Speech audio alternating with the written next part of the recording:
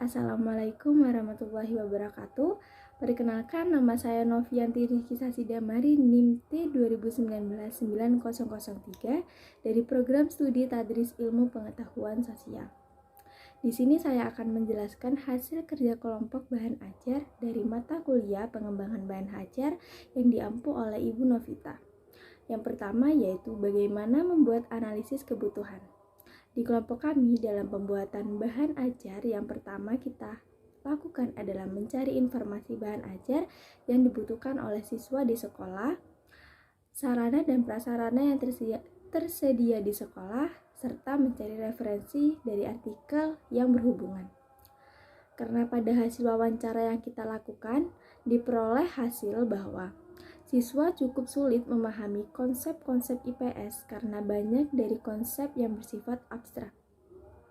Kemudian, siswa cenderung hanya menghafal tanpa memahami konsep IPS itu sendiri. Yang selanjutnya yaitu siswa tidak dapat menghubungkan antara konsep yang satu dengan konsep IPS yang lain. Yang selanjutnya yaitu interaksi di dalam kelas hanya terjadi antara guru dan siswa saja, sedangkan interaksi antara siswa jarang terjadi, baik dalam diskusi perorangan maupun diskusi kelompok. Yang selanjutnya yaitu sarana dan prasarana kurang memadai karena sekolah masih baru berdiri. Yang terakhir adalah bahan ajar yang digunakan hanya buku paket pegangan guru. Yang kedua, prosedur pengerjaan proyek bahan ajar. Kelompok kami yang pertama yaitu melakukan observasi sekolah. Kemudian kita melakukan wawancara dengan salah satu guru IPS di sekolah SMP Unggulan Astranawa. Kemudian kami mendapat informasi tersebut dan langsung menyimpulkan bahwa bahan ajar yang diperlukan oleh siswa adalah bahan ajar gambar dengan materi yang dibutuhkan. Salah satunya kita akan mengangkat materi kegiatan ekonomi sebagai salah satu contoh bahan ajar.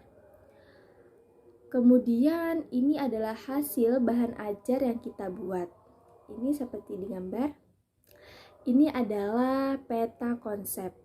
Peta konsep ini adalah kumpulan konsep-konsep yang saling berhubungan yang berfungsi mengorganisasikan dan mempresentasikan suatu pengetahuan, biasanya berupa gambar kotak-kotak atau lingkaran seperti di contoh. Biasanya berisikan tulisan untuk membantu berpikir secara ekspansif dan kreatif manakala seseorang butuh untuk menghasilkan ide, merencanakan sesuatu dengan khas, atau mengunggah imajinasi.